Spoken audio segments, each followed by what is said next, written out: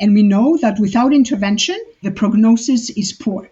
And there's a lifelong impact of not treating mental health issues. What's going on for girls and gender-diverse youth in this back-to-school season? And how can we support their well-being and mental health? I'm Andrea Gunraj from the Canadian Women's Foundation.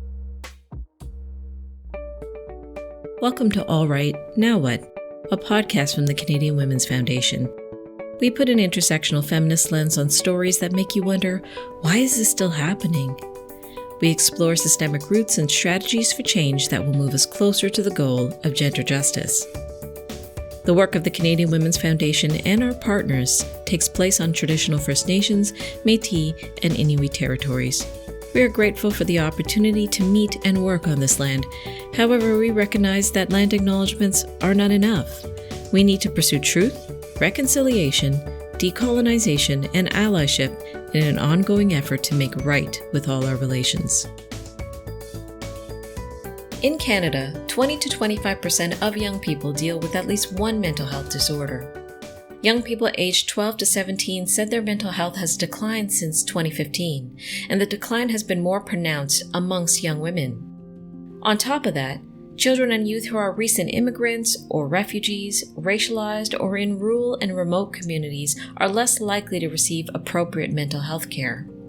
Think social media pressures, hypersexualization, stereotyping, toxic masculinity, bullying, fear of rising abuse and harassment, climate anxiety, and generally feeling left behind. The list of what girls and gender-diverse young people face today is intense. As of late, young people have had a lot of interruptions at a sensitive developmental age, especially girls and gender-diverse young people with fewer resources. Their mental health and well-being, as well as their sense of connection, belonging, and confidence, have been shaken. Their healthy relationship skill development opportunities have taken a hit too. How can caring adults in the lives of girls and young people smooth the transition back to school, whether they be a parent, guardian, teacher, coach, auntie, uncle, or neighbor? How can we support improved youth mental health, confidence, and healthy relationships? I'm joined by Dr. Stacey Bélanger, a pediatrician with specialized training in pediatric neurology and a doctorate degree in neurological sciences. She practices at CHU Sainte-Justine Hospital in Montreal. Her focus is on patients with neurodevelopmental and mental health conditions. Dr. Bélanger is also Associate Professor of Medicine at Université de Montréal, where she teaches about mental health and mental illness. She authored a book on mental health and has written in peer-reviewed journals on mental health disorders in children and youth. Amongst other roles, she sits on the Mental Health Task Force and Digital Health Task Force at the Canadian Pediatric Society. So the Canadian Pediatric Society, as I said, is the National Association of Pediatricians, and child and youth mental health is a priority. I have to say that I have no financial or industry relationships to disclose. Well, my first interest and hobby, of course, is looking after children, caring for children, but I'm also interested in architecture-related hobbies. Sketching and photographing the city and buildings has always been an interior design. I've always been a passion of mine. And as a result, I've also am a collector of coffee table books. So I collect chic coffee table books and still rather flip through bound volumes than scroll through Instagram and look at these books. I'm thinking of actually launching my own collection based on the photos that I've taken and my travels over the years.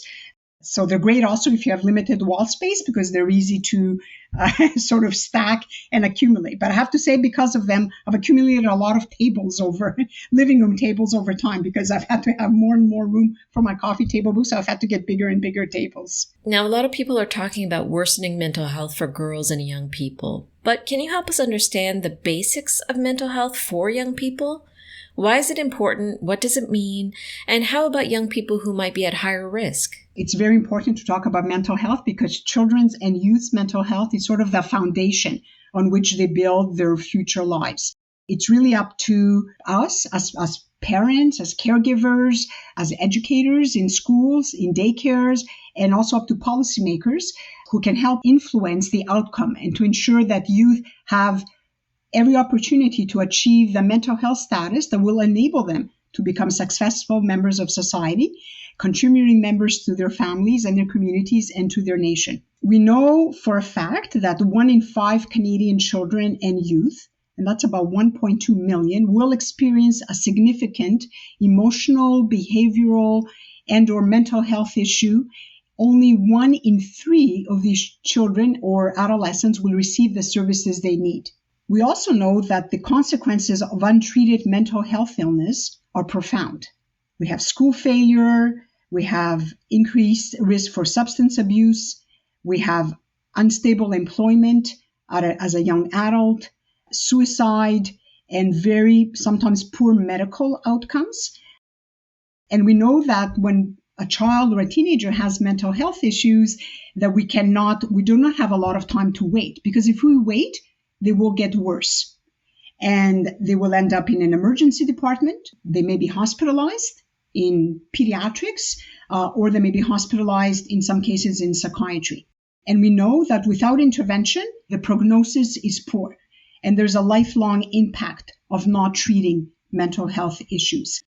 Especially, we know that the majority of mental health conditions or diseases reported in young adults actually start in childhood and during adolescence.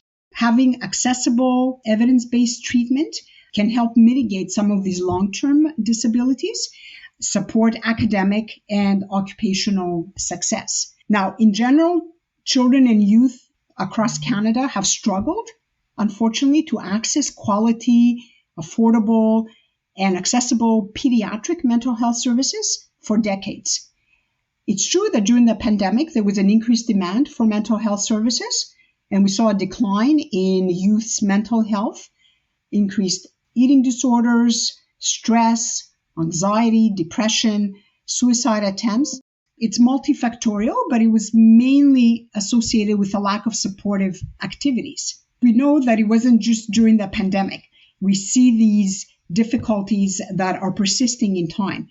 And actually, Canada, once ranked 10th among affluent countries, has fallen to 30th place for protecting the well-being of children, according to UNICEF. Unfortunately, we are going in the wrong direction. Raising Canada is an annual series of reports that track the top 10 threats to children and adolescents. Poor mental health is amongst the 10 threats, as are bullying, child abuse, limited physical activity and play, climate change, etc. Equity-deserving children and youth are facing the greatest impacts from the pandemic. Young First Nations, Métis, Inuit children, youth from racialized communities, gender diverse youth, and also young people with disabilities. Those living in rural or remote communities are even less likely than their peers to receive appropriate mental health care and are more likely to use services like emergency rooms when there's a crisis. Girls, definitely during the pandemic, were more negatively impacted than boys. But even before the pandemic, depression, anxiety, stress, eating disorders were at least twice as common in girls than in boys. Gender differences that begin after puberty and continue into adulthood. And there's many sort of hypotheses as to the possible reasons for the higher mental health burden in girls compared to boys. Greater exposure to adversity, violence, assault, more loneliness, lower self-esteem, and acknowledge also the difficulty of acknowledging emotional distress or talking about it. With all the barriers, there are also significant financial costs associated with accessing mental health care in Canada that further exacerbates the inequities in access, particularly for families with no or inadequate private insurance coverage. So those that have private insurance coverage can access quickly mental health services and evaluations, for example, from psychologists, or have support from psychoeducators. So the current pediatric mental health care system, it's complex, it's costly, I would say it's fragmented, and there's inadequate government funding in general. We just had the federal mental health transfer that was canceled for pediatrics. As a result, there's a lack of access in general to what we call multidisciplinary teams, because Mental health involves many professionals, not only physicians. There are long waiting lists, very long waiting lists. And as mentioned, disparities in the access along rural, indigenous, racialized, and economic divides. Vulnerable populations, children that are said to be neurodiverse, or children that are gender diverse or transgender in general, despite the fact that there have been sort of an increase in the rights and visibility of these minority groups, thanks to the endurance of generations before them, despite all this, they still face higher rates of negative mental health outcomes, depression, anxiety, suicidal ideation, eating disorders, self-harm behaviors. Just the fact of being different or being a minority group often leads to stigma. And we know that over time, the stress and stigma get internalized and often lead to a feeling of inferiority, invalidation, feeling unsafe. And of course, this has long-term health deficits and morbidity also. What can we do to help girls and young people improve their mental health? There are many things that we can do as families, that educators can do, that professionals like physicians can do, and other types of professionals to promote protective and resiliency factors. It takes a team to promote mental health. Schools are very important. So school-based mental health programs that have multidisciplinary teams are sort of a thing of the past. We don't see it because of budget cuts in education. We don't see that anymore. It's very important to have these teams because we know teenagers feel more comfortable and are more likely to seek behavioral and emotional health support when it's school-based services are available. When you provide the mental health support to youth in the schools, it increases academic performance. There's increased engagement in academic activities, an improved school attendance, and in general, better mental health. Parents need to be involved. Families need to be involved. We need to open the discussion about mental health. We need to know what our children and our teenagers are doing so that we can support them in any way we can. And of course, there's pediatricians and family doctors. They are actually critical in the management of mental health conditions and in the screening of mental health difficulties and emotional difficulties, because we are sort of in the front line and we recognize mental health concerns in children and in youth because we see them more often. We also have a role in building relationships with mental health specialists, including school-based providers, to identify and to provide emergency care to youth who are at risk, and to minimize the morbidity that comes with mental health problems. Community involvement and support groups in the community for families who are vulnerable, because when we have children who are vulnerable for mental health conditions, we know that a lot of these mental health conditions are very complex, and there's often an interaction between genetic factors and environmental factors. So a lot of them also have caregivers who are also suffering from mental health difficulties and may not be in a position to help their children or their youth if they themselves are in need of help. Can you share some more concrete and everyday mental health improvement tips for young people? We talk about lifestyle interventions. We talk about having good nutrition. We talk about physical activity, exercising. We talk about having good sleep hygiene. So these are sort of the basics that we shouldn't forget. And then there's more specific sort of targeted treatments that we can access, psychoeducation, understanding the factors that may relate to a specific mental health condition, the diagnosis, and what is the anticipated course of treatment. So we have to work together with the families and with youth as teams to sort of set the building blocks that are essential for promoting good mental health. I would say that another area that parents need to get involved is looking a little bit about their children and their use of screens and social media. The U.S. Surgeon General and the American Psychological Association and many other groups, including the Canadian Pediatric Society, sounded the alarm about the risks of social media. Permanence, a 24/7 availability of social media, these are huge risk factors for mental health. 95% of teenagers report using some form of social media, and about 1/3 say they use it all the time, constantly. Long-term studies have shown that it will lead to unhealthy behaviors, it will lead to mood changes, and it will lead to eventual mental health difficulties. Self-esteem can be affected if the child or a teenager sees what friends are doing in real time and they're being excluded. There's also the risk for cyberbullying and sexual exploitation, and there are other risks. Social media also is linked to sleep disruption. It has been linked to negative body images and increased risk for anxiety and depression in youth, and especially in teenage girls. So teenage girls in particular, the negative self-image can be brought on by sort of the weight loss ads that we can see, pictures of influencers with often edited and filtered figures, and even cyberbullying can trigger restrictive eating habits and significant health risks. A lot of these behaviors are involved in the frontal lobe, in the prefrontal cortex. So those are very important parts of our brain that are responsible for emotional regulation, what we call risk versus reward type of behavior, and for controlling impulses.